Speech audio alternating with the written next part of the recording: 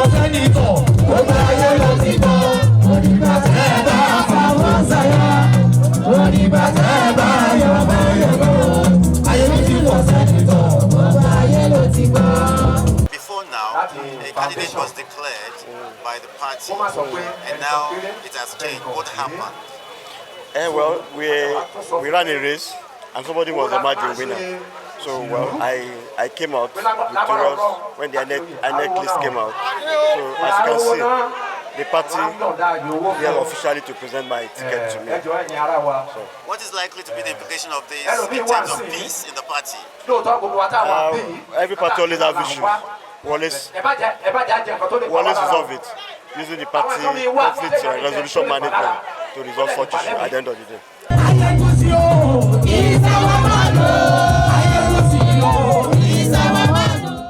You are from Ekiti North Senatorial District, and we understand at the moment there is crisis in respect of who represents that senatorial district in the National Assembly. What actually is happening? Well, thank you very much for that question. I don't want to believe it is a crisis. I just want to believe that it is a little misunderstanding within the political family. And it's not unusual. We have so similar issues in all the political parties, and it's going to be resolved. As a matter of fact, INEC had released the names of candidates fielded by various political parties, and the candidate presented by SDP and released by INEC is being challenged by one of the aggrieved aspirants, which is normal. And presently I am aware that they are in court. So the leadership of the party, I'm sure, will not be sleeping. They will probably be looking at how to resolve it and settle out of court. But if eventually they cannot handle it, then court will do the justice. But what we are doing in Ekiti North, I am one of the leaders in Ekiti North as far as SDP is concerned. What we are doing is to mobilize to the party to ensure that during the general election coming up next year, our candidate, whoever that is going to be the candidate of the party, will be the winner of that senatorial position. So we are all mobilized, we are family, we are friends, we are together. It's just a kind of small issues that usually comes up, after similar exercise. A situation whereby 4, 5, 6 people are trying to vie for just one slot in the primary election for a particular position. You expect some people to be agreed. No, the system cannot be perfect. And once the system is not perfect, and you are not able to classify everybody to allow or to abide by that system, then the only option left is for anybody to seek redress in the court. And there's nothing bad in that. We've seen a lot of people.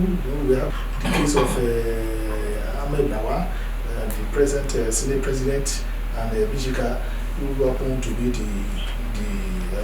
from the Yobe North. They've been in court, and court has decided on who become the candidate of the party, and the party continue. The same thing, we have Adebutu, governorship candidate of PDP in Ogun State, and one other guy. There are two people lay claims to that position. They are in court. There's nothing bad in people seeking redress in court. It is even better than self-help. It's better than when you now started attacking each other, or doing a kind of things that is illegal to one another. Allow the court to handle it, and once it is being handled, whoever that is declared as the candidate needs the people, because nobody can do it alone. I have my people, you have your people. We bring everybody together and cast their vote for the party, because the name of the candidate will not be on the ballot. It is the name of the party. So as far as I'm concerned, we are all working for the party and indirectly working for the candidate of our party. But this incident of disagreement over candidature is not restricted to the North Senatorial District. There is similar disagreement among candidates of the SDP across the state. Doesn't this seem not okay for a party that seeks to topple the incumbents? If people are really working or interested in becoming the candidate of a party, it means that party is on board. It shows that the party is the party to beat. I don't see anything bad in people doing everything possible to be the candidate of that party. You don't it's see... all about, it is going to be resolved. It's not, PDP also have their own, like that. They are also trying to resolve their own problem, even in court. In the North Senatorial District, the PDP is also in court. There is an aspirant who is in court against the candidate of the party. In the North Senatorial District, in PDP. So there's nothing, to me, it's not. I expect the leadership of the party to be able to resolve it, from the national to the state level, to come together and get this thing resolved.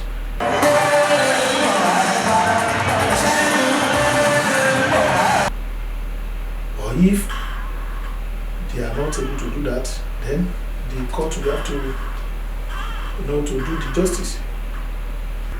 Honorable, àmà ní báláyé fọwọ́ tí o.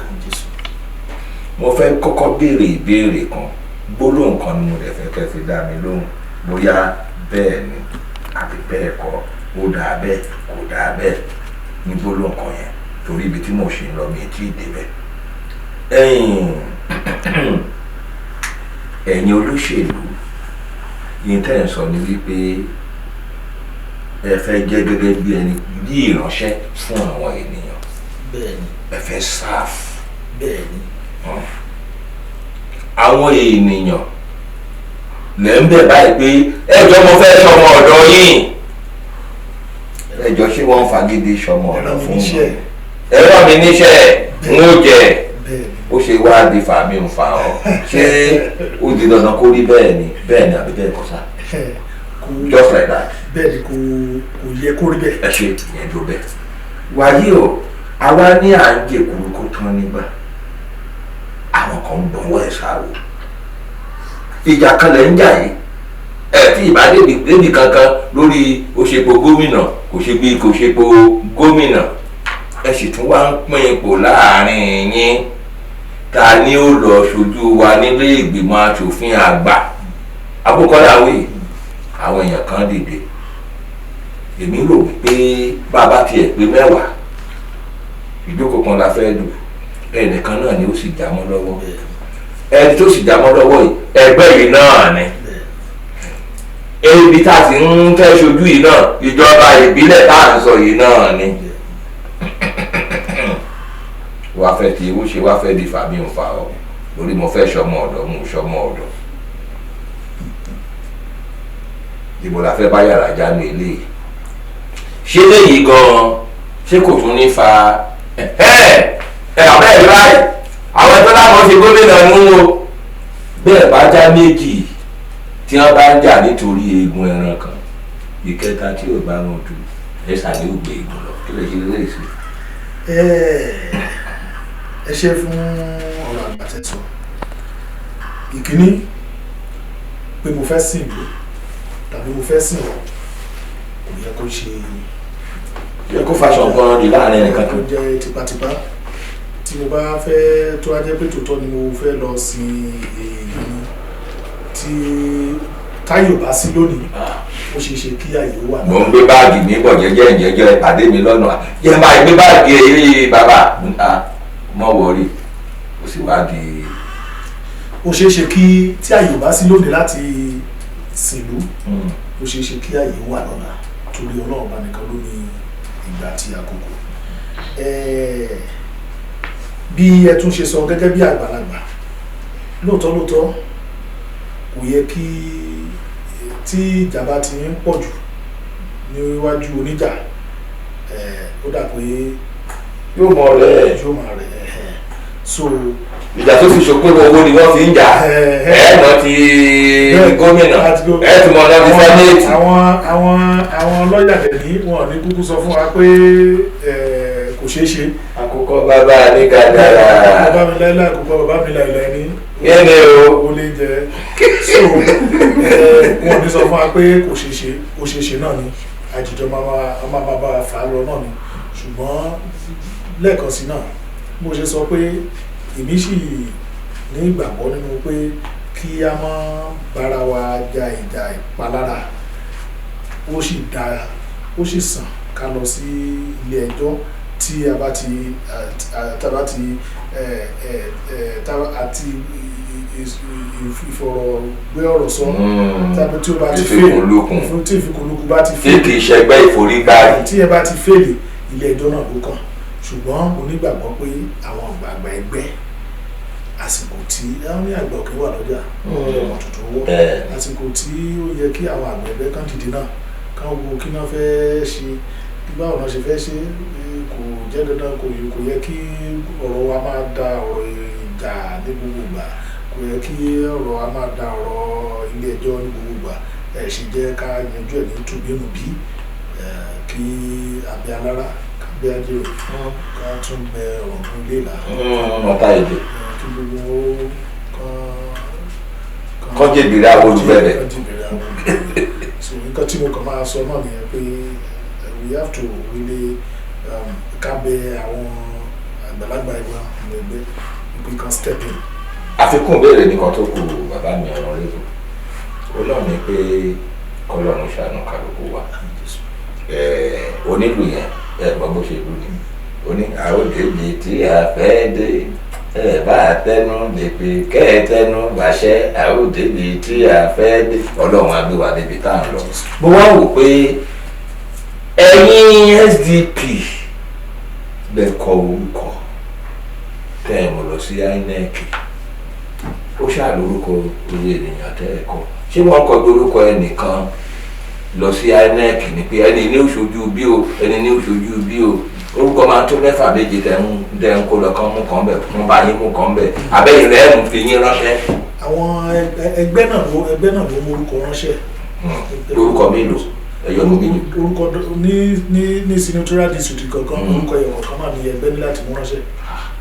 nígbà tó ṣe pé bẹ́ẹ̀ ló pa ní pọ̀ tó orúkọ tẹ́ fi ránṣẹ́ la INEC fọwọ́ sí àbí. orúkọ tí. àbí mi tẹ́ fi ránṣẹ́ ni wọ́n mú wá. mo rò pé torí ẹgbẹ́ ní Àbújá ló gbúdọ̀ mú orúkọ lọ sí INEC. mo dẹ̀ nígbàgbọ́ pé tí ó bá jẹ́ orúkọ tẹ́ ẹ̀kọ́ lọ láti bí náà láti gbà mú lọ. tó bá jẹ́ pé orúkọ tí ẹgbẹ́ mú lọ sí INEC tí kì í ṣòun ni INEC mú jáde ẹgbẹ́ àtúpariwo. bóòlù ṣe wá jẹ́ lọ́dọ̀ tí yín báyìí èwo ni ká mú bẹ̀ orúkọ tẹ́ ẹ mú lọ sí Àbújá kọ́ ni wọ́n lò wọ́n mú tiwọn àbí orúkọ tí wọ́n mú lọ sọ́dọ̀ INEC ni wọ́n wá fi tí wọ́n padà ránṣẹ́ lọ́rọ̀ wá da wuyewuye. bẹ́ẹ̀ ló ṣe rí. wọ́n ní orúkọ tí ó lọ láti Èkìtì lọ sí Àbújá wọ́n ní òun kọ́ ló padà dé láti Àbújá. ló bá dìbẹ̀ wá ṣe ń jì. ibi tí awuyewuye ti wá nìyẹn. ta ni wọ́n ló bá ṣe bẹ́ẹ̀ bóòlù ọ̀rọ̀ ṣe wá rìn láàrin ibẹ̀. ìyẹn náà la fẹ́ kí ìyẹn là ń sọ pé. tara láàrin tó wájà ẹ̀ tí ò dú ẹ̀. ìyẹn gan-an là ń sọ pé kí àwọn olórí wa kan dá sí kán dẹ̀ tú kalẹ̀ kí àlàáfíà lè jọba. ṣé àwọn ìgbìmọ̀ tó kọ orúkọ ti jáde wípé ìyìn o orúkọ tàbí ránṣẹ́ kọ́ rèé o bóòlù bọ́lẹ̀ fi orúkọ tuntun. mi ì tí ì rí àwọn tó jáde bẹ́ẹ̀ bóyá tí wọ́n bá délé ẹjọ́ bóyá àwọn èèyàn lè jáde síbẹ̀. mi ì tí ì rí èèyàn tó jáde torí nǹkan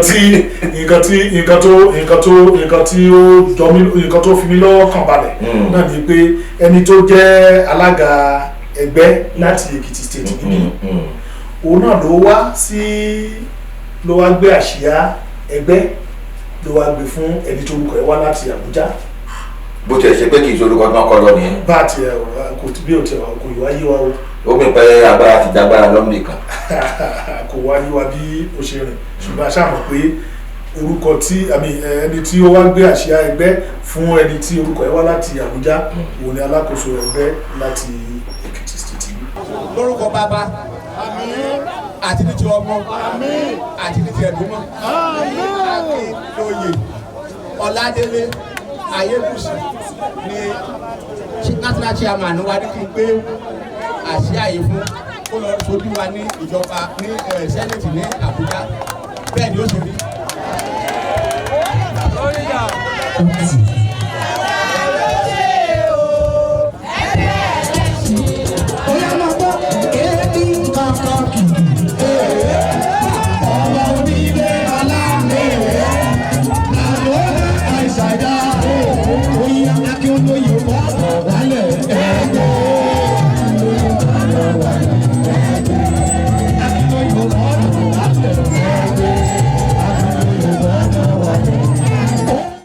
Understand that someone else was already declared a senatorial candidate. That is Titi Layo Olabi. Yes, of course. The crisis will soon settle. The party will step into it. The party will set in motion some machinery to settle the whole case. But what must have happened that you now seem to be having more than one senatorial candidate? We sent some names to Abuja from the party level here, and later, when the result came from INEC, they put the name of Akin Ayebusi there. That's why we are here. And you think this will not set the party on another crisis? No. We'll settle it. And we'll settle it. And some legal battle is on too, that will put settlement into it. There's no problem. They are all for us. We are so few we can't live with crisis. We will settle the whole case. So you, the chairman of the party, you now say your SDP candidate for the North Senatorial District is who? I want you to speak it in. Okay, for now, the name that INEC put on ground now is Akin Ayebusi, and the national chairman of INEC has said that anybody that is aggrieved can go to court. So at the end of the day, there will be settlement, either legally or peaceful settlement at home.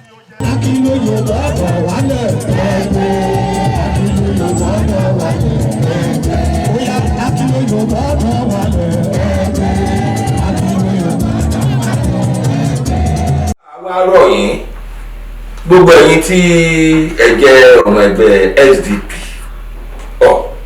ẹ wo tó bá ti pín yẹlẹyẹlẹ ibi tá a lọ gbé ọlọ́jà débẹ̀ o ọlọ́jà débẹ̀ èmi àkànra ọ̀tún màá rọ òsì lórúkọ gbogbo ìlú bẹ́ẹ̀ ni sọ́kà àwọn èèyàn fẹ́ràn yín ayé ò ní padà lẹ́yìn wa ló bá ti wá ń pọ̀ jù náà àwọn èèyàn wọ̀ ẹ́ ẹ̀yìn kí ni fún ẹ wo ẹni tí wọ́n bá fi ibẹ̀ lẹ́jẹ̀ odò wọ́n tó bá sì rè pé ó yẹ kórúkọ rẹ̀ jáde orúkọ rẹ̀ èmi ṣẹ̀ṣẹ̀ ń gbélé tí wọ́n sọ yìí ni ṣùgbọ́n gẹ́gẹ́ bí ẹni tó ń fa láàfíà ẹ wo ẹ̀jẹ̀ àgbà fọlọ́ ẹ ti ní ọlọ́run ló nígbà tí àkókò abẹ́tẹ́ ẹgbẹ́ rẹ̀ kankan nù ṣẹlẹ̀ sì gbó lórí ẹ̀ kágbóògùn omi ẹni tó rúkọ ẹ̀ bá jáde ká mọ̀ sí lẹ́yìn ẹ̀ tí ò sì tí ì jáde kó jèbìrì àwọn olùgbẹ́bẹ̀ tí ẹ̀ ń bọ̀ lọ́la bóyá tó ń wá bọ̀ mí gan-an fi torí ẹ̀tọ̀ kan lẹ́ẹ̀kan náà ní ìsìn pétò nígbà ṣẹ́gun òní o ẹ fi yẹyọ ìbò kan ẹ fi gbé ẹnìkan náà ṣe ipò kẹta Ṣẹ́gun ò ní pè wọ́n gẹ́gẹ́ bí ẹni tó jáwé olúborí wá ṣé ó fádà àfíà níbẹ̀ yẹn olóòfẹ́ ó ní nínú ẹnìkejì fi ṣe gbákejì ẹnìkẹta fi ṣe sẹ́kítírì ẹ̀ ṣé ẹ lè wá nǹkan tùnú fún ẹni tí ń bínú. ìyẹn ò sí ní ọwọ́ mi torí mo níṣẹ́ ẹgbẹ́ lè wà. àti ẹni tí ó bínú àti ẹni tí ò bínú gbogbo wa tí a ṣiṣẹ́ sínú ẹgbẹ́ pátá la máa rí tiwa ṣe níbẹ̀.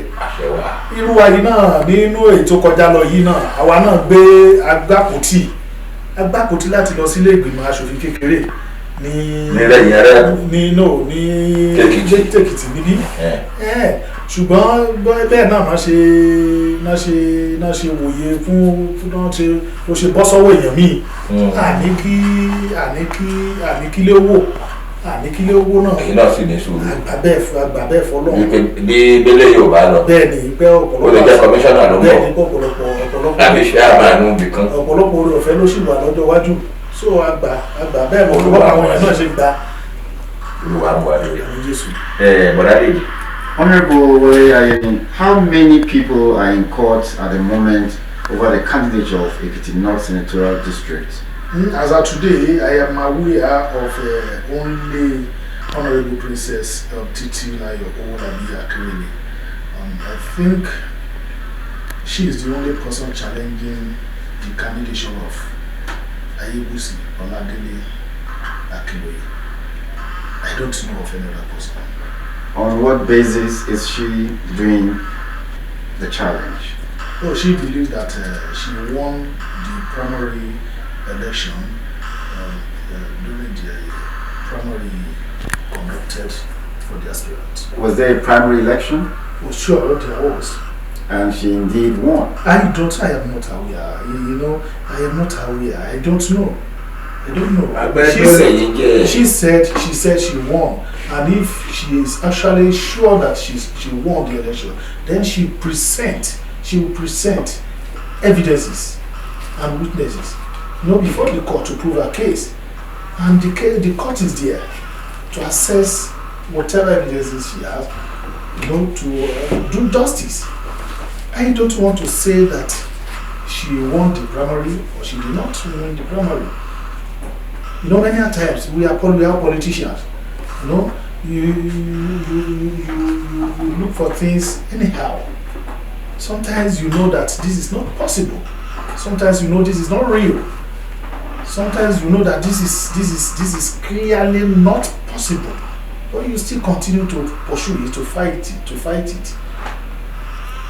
So I don't want to preempt the court, and I don't want to criticize her or condemn her. She has a right. I know she's an aspirant. She was an aspirant. I know how many of them that contested that primary. So sometimes even somebody that came last can come out and challenge the outcome of the election in court and say, look, I am supposed to be declared as the winner of this election based on this, based on that. And when the court look at his or her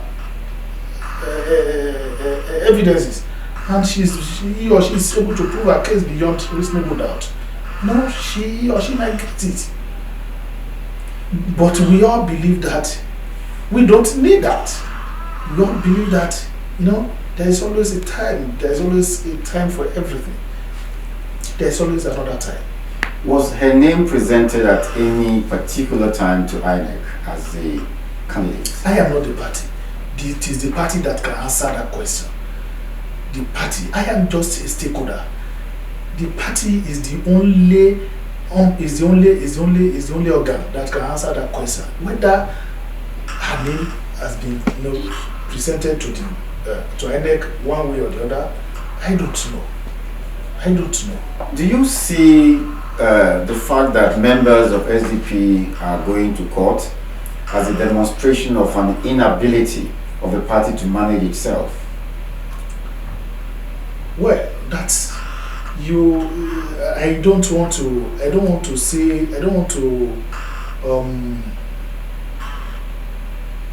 agree to that in total, but I still want to believe that if the party has enough internal machinery to set up to handle, the outcome of the last primary election. The idea of going to court wouldn't have been necessary. But I think the party was more or less preoccupied, with the issue of our governorship court cases and all those challenges after the June 18 governorship election. That to the extent that the party did not envisage what might happen after all the following primaries elections. So maybe that was the reason that the party would not set up a kind of machinery to stop any unnecessary litigation that will come up after the election. But I think it is still not late. It's still not late. At any point in time, anybody that is challenging a case in court can still withdraw if the leadership and the stakeholders prevail on such person, and the person sees reason that why not? If you go to court, you even have time, unless you are going to court just because you want everything to be destroyed, just because you want to, since it is not me, then it should not be anybody. Since they did not feel me, then whoever that the party is presenting, we will not allow that. Which is not going to be good for anybody. It is not going to benefit anybody, because whoever that does not allow such now will be on his or her record. Are there other litigations in the state apart from that of the North Senatorial District? Yeah, I'm equally aware that Federal Constituency 2, they also in Ekiti North. Yes, they're also in court. I think they're also in court. That is the most that I know that is in court. Being able to resolve these crises before it's too late. Yeah, I think the leadership of the party should come as a matter of urgency and do the needful right now. It is not beyond them. It is not beyond them. They can call all the parties and get things resolved. The national office of the party also has a role to play in that resolution. Then our leader, the governor, who is the eye, ear, and symbol of the party in the state, should also try and come in to rescue the situation. Mo nígbàgbọ́ dáadáa wípé àwọn ọ̀jọ̀gbọ́n kúnnú òṣèlú yín SDP, àwọn ọ̀mọ̀ràn tó mọyún nínú kára wọn kún bẹ̀ fọ́fọ́fọ́. Kódà tí mi ò bá ní sàsọjù, mo mọ̀ pé àwọn èèyàn wà nínú àwọn ẹgbẹ́ òṣèlú SDP yẹn tó mẹyẹ tí ó yè lọ́la. Ẹ bá láyé mi tọ́rọ̀ bá rí báyìí ká sì fẹ́ ká fi eegun ètò ká fi tó ìtọ́pọ̀lọpọ̀ ọ̀jọ̀gbọ́n láyé àwọn ọ̀mọ̀ràn tó máa ń sá fún. Wọn ò fẹ́ kán máa fi wọ́n rìnrìn kò tán di ẹ̀ ń bá wí fún mi. Mo dẹ̀ lérò pé ẹgbẹ́ yín ò ní gbà kò tán di ẹ̀ láàyè. Tó bá wá rí báyìí, ǹjẹ́ lérò pé ó ní bá a ṣe lè pera wa ká fi egun òdòdó tó ọ̀rọ̀ yìí, káwọn èèyàn máa rí pé àwọn ènìyàn rí wọn, àwọn táwọn tó láwọn ó tòlú ilé ara wọn gan wọn ò tí ì rí tò. Ṣé fẹ́ kóun bẹ́ẹ̀ kó dún sí yín? Kí la lè ṣe lábẹ́lé fúnra wa kí ìfikùnlukùn kó wá kó wà ju ìforígbárí? Federal Constituency kílẹ̀ pé 2 AD àti ti Senatorial District. tá bá sọ pé Èkìtì North Federal Constituency 2 Mọ̀bà Ìdó-Òsì àti méje ló ń jẹ́ bẹ́ẹ̀ ibẹ̀ ni Awólọ́wọ̀ èkejì ti wá lórí ti rep but senatorial and àwọn tó dẹ̀ lọ sí kóòtù ní ti ìyẹn Mọ̀bà ni àwọn méjèèjì yẹn ti wá àtẹni tán gbé àtẹni tó ń bá lọ sí kóòtù then ti senatorial district wa ni ó jẹ́ local government 5 tí ìkọ̀lẹ̀ ti jẹ́ kan àtẹni tó rúkọ ẹ̀ wá tí INEC release orúkọ ẹ̀ àtẹni tó lọ sí kóòtù ìkọ̀lẹ̀ làwọn méjèèjì ti wá bẹ́ẹ̀ ṣe sọ kò sí nǹkan tí ó ṣòro fún àwọn èèyàn láti àtọ́jú àti inú ìrọlọ́ṣẹ́ ló ṣòro gbé sáré láti jókòó kan tó ìgbà míì tó bá ti wá bó bá ṣe wá náà làá ṣe tó sí ṣùgbọ́n ọ̀pọ̀lọpọ̀ ìgbà ló jẹ́ pé wọ́n ní àgbà òdẹ̀ kí wà lọ́jà kò lè mọ̀ tuntun. yìí làwọn kan ṣe máa ń fara mọ́ nǹkan kan kó má bàa bàjẹ́. so bó ṣe wáyé ṣe náà ni àwọn àgbààgbà máa dìde láwọn àgbà tó mètò tó dẹ̀ mọ bí wọ́n ṣe lè tún kan wọ́n dìde wọ́n tó wọ́n pe oníwá pe lẹ́yìn oníkàlùkù sọ̀rọ̀ adé parapọ̀ àti rí oríṣiríṣi àríwó eléyìí rí àfi dẹ́rùbọ̀ lọ́rọ̀ rí irú èyí ti ṣẹlẹ̀. káti ẹ̀ kọ́kọ́ ja ìjà àkọ́kọ́ ìtàn tọ́lọ̀ ọwọ́ gbogbo fọ́lẹ̀ àwọn àgbàdé níta fi sọ pé wọ́n bínú àti. ọ̀pọ̀lọpọ̀ nǹkan ló ti ṣẹlẹ̀ sẹ́yìn tí àwọn èèyàn tọ́lọ̀ dẹ̀ ti tó so a ní láti gba àlàáfíà láyè náà kí ó lè ṣètò so mo tún fi àsìkò yìí rọ àwọn àgbà ẹgbẹ́ lọ́kùnrin àti lóbìnrin ní Èkìtì North Senatorial District káwọn fi ṣe kàkà tó kọ́ mọ́jẹ́ sísè ká fi ṣàwádà ká fi ọwọ́ sowọ́pọ̀ ẹ̀kọ́ kábẹ́ oníkálukú kó dìbò rẹ̀ ká lè tẹ̀síwájú kí ohun ojútì kó má ṣe lọ fọ́ síwá. Viewers, we've come to the end of the program. We had in the house the former chairman of Ikole local government, Honorable Wale Ayeni. Thank you for coming. Thank you very much.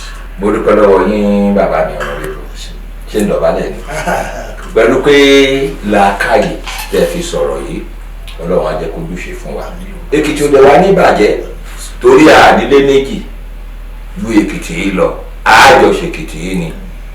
Puff TV tá ti ń wò wáyé mo fẹ́ kó di mímọ̀ àìbá a mọ̀ torí àìpẹ́ gba nǹkan sódì òjòjò wá bí o a ò bẹ́ nìkan ṣọ̀tá o ọwọ́ ọmọ ara ẹsẹ̀ ọmọ ara ojú ọmọ ara ni tí kò bá kúrò lára níbẹ̀ ara ò pé wọ́n torí náà bá ṣe wà fún pati A la wà fún pati B tó bá wù láti tó lè dọ̀dá àtẹ̀tẹ̀ yóò pc ẹnu ọ̀bọ̀ o èwo lẹnu fẹ́ kí ayé ọmọ ń pa yín o a lè kàn sí PDP ìgbàkígbà tá a bá ṣe kó ẹ bá lè sọ pé àwọn eléyìí o tí ní kẹ́ àìfẹ́ bà nǹkan jẹ́ nù adáǹtà fi sọ pé ẹ jẹ́ àfilà káyé ṣe gbogbo nǹkan o gbogbo àjọ oníròyìn pátá kílù lè dà kílù tòrò kọ́mọdé orí jẹ kágbà orí jẹ kásùn forí lé lọ́ọ̀rì apart from ọ̀rọ̀ ṣe